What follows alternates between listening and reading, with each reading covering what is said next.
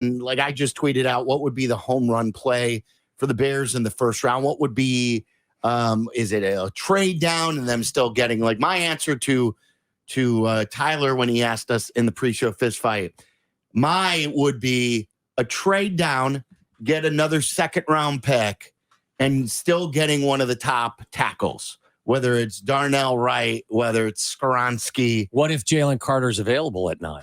That would still be in my book, like to still get at the beginning of this, the top prospect or one of the top prospects, still getting what they got for the Panthers and still getting that player. Yeah. That would be a pretty damn good play, but there's still the off-field bust factor, and you don't get an extra asset. To me, you're filling the need. I don't know of course there's a bust factor with everybody, but you're also getting another swing in the draft, and you're getting one of the top prospects on the offensive line by trading back. That, to me, is my number one choice. Look, I think, and again, I have the benefit of not having to put my name on the card if, in fact, they draft Jalen Carter.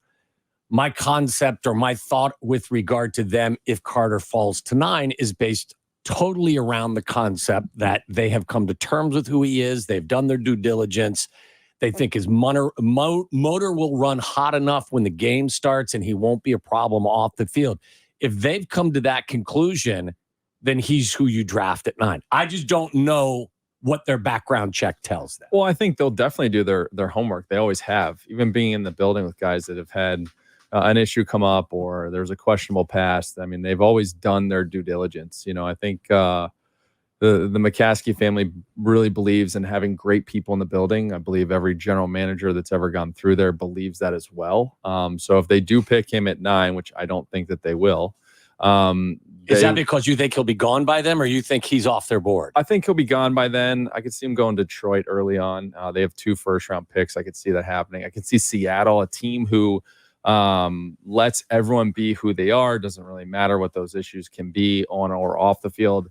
And they always make it work. I mean, that Pete Carroll's, to me, one of the best coaches to ever coach in college and NFL, right, because he's able to pull everything out of that person, no matter what the personality of that person is. So, if he is on the board, though, you're skeptical that the Bears would take him. I don't think that they'll take him. I really don't. So let me interject. Only because here's the thing, right? I mean, if you look at the way the National Football League is going, is nobody knows what the long-term conversations of that off-the-field issue may be. Right. And for them, I think they're in a position where they're building a team. And like you just talked about earlier, they don't want to bust. Well, that's just kind of the same thing as a bust, right? Because it might take a little bit longer to develop that based on off the field issues. There's guys that I've played with that have had something similar. It's an on and off thing with practice and workouts, and it just takes a little bit more time and effort to get into that rhythm as a young player, which is what you need. To me, I think if you're truly believing that Justin Fields is the guy long-term, and we talked about this earlier, you have time to figure that out, right? With another year, it's a big year for him. Yes. You're going, in my opinion, with an offensive lineman. Now, I do like the idea of trading out of the 9 pick, moving back a few spots, and getting more collateral to have basically 4 picks in the top 63, which I think you're going to get 4 solid players, and then you have to think your coaches are going to develop them. Now, this is what I would say. We've spent a lot of time, Sylvia and I, talking about if it's good enough for the Patriots, it should be good enough for us, just to use that as an example. So I would say to you, if it's good enough for Seattle, shouldn't it be good enough for us? Or is it just because John Schneider's a GM and Pete Carroll and they've won a Super Bowl? But if you've done your due diligence and you've done your work, if he can succeed with the Seahawks, shouldn't he be able to succeed with us too? I don't disagree with that. I just think that, when this team is building and where they're at, and you're talking about a 3-year period, and you guys just got done talking about there is nobody on the defensive line, are you taking a safer pick, even though the talent level is unbelievable and he played at a high level at Georgia? To me, I think, offensively, with now Aaron Rodgers gone, he's out of the division, you got to put up points. And you got to keep Justin Fields upright to be able to pass. And to me, I think Eberflus, who's a great defensive mind, in my opinion, having played against him a couple times, he'll find a way to get some guys in there to be able to manage what they need to do. to me, I think offensively to win the division now, you got to be able to put up a lot of points. I think you have to keep and protect. I mean, listen, if Justin Fields is going to run the way that he did last year, you have to have an offensive line to protect him. Yeah, well, he won't last. I mean, right, but you're right. Yeah, let's hand the ball off. Let's ground listen, and pound. if they draft Skoronski or the kid from Tennessee, like I'm never going to be screaming like, "Wow, what is a horrible pick."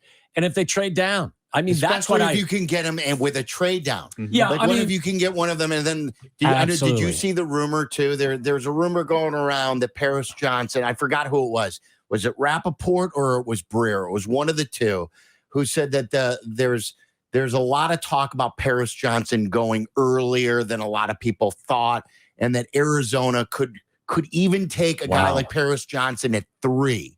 Well, the Arizona Cardinals can pick whoever they want in this draft because there's a lot of holes for them to fill. Right. Truthfully, right? I think, if you look at that division holistically, I mean, Seattle's very competitive, obviously making the playoffs. They'll be able to pick and choose the guys they want. It'll be interesting if they take a quarterback in the first round, having signed Geno, even though it's a smaller year contract. Being in their division, were they a flash in the pan, or do you think that they can sustain this? Listen, I think it's they're building too, right? I think they have some key pieces. I think Geno Smith was a big part of that. I think he played extremely well for them. I don't think that was naturally going to be what they thought it was going to be from a global perspective all year long. I mean, Geno played pretty well. Pro Bowler, had his career year. That offense fit him really well. You talk about the Seattle getting a couple running backs to help him out. One of those guys here, and Homer, who's come over to Chicago, being able to run the football and play special teams. That whole thing is done around enthusiasm, right? And playing as hard as you can and being a competitor. I remember Matt Hasselbeck talking about Pete Carroll calling him up when he first got the job. He was like, "Hey, meet me in the back parking lot." And he shows up, and it's Pete Carroll with a basketball, being like, "We're gonna play 1-on-1. I'm gonna see what kind of you're gonna play Pete Carroll in 1-on-1." He seems awesome. Pete Carroll seems awesome. He's awesome. So I think there's a lot of different moving pieces. One guy in the top 5 picks could drastically change the entire first round of this.